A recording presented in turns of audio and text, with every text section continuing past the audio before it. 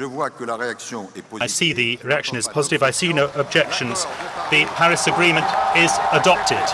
The drop of a gavel by French Foreign Minister Laurent Fabius culminates several nights of haggling and years of paralysis on the question of climate change. Cheers erupted among the delegates of nearly 200 nations who, for the first time ever in a 31-page document, agreed on how to move forward to curb global warming. Earlier Saturday, they heard a plea from UN Secretary-General Ban Ki-moon. The time has come to acknowledge that national interests are best served by acting in the global interest and solidarity. One key issue not addressed in the final draft is how much richer countries and poorer countries should divide up responsibility to pay for climate change programs. Giving the talks momentum was the presence of so many world leaders at the start, with the determination to take centralized, collective action. This is a turning point. That this is the moment we finally determined we would save our planet.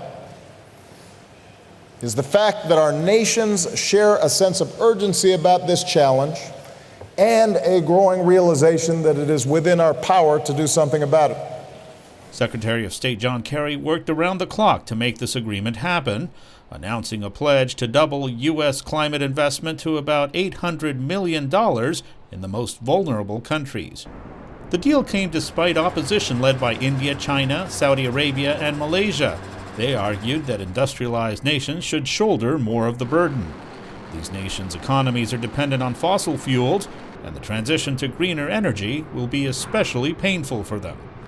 The host called on nations to think collectively. An agreement, he said, will not be perfect for anyone if they read it only with their interests in mind, and urged its approval for the common good. That will be a major act for humanity. There was some reluctance from African nations, but in the end, they walked away with billions of dollars in pledges from France and others to fund green energy projects. It can never be perfect. It's a give and take situation in the negotiations, and indeed, what comes out of here, we'll know that some people may be happy about this, not happy about that, and so forth. But we are here. The final deal falls short of the 2-degree target on slowing global warming, and developing nations did not get the compensation they wanted from rich countries for environmental damage, but organizers call it historic. They say it marks a new era of common global efforts on climate change. Ramirez, VOA News, Paris.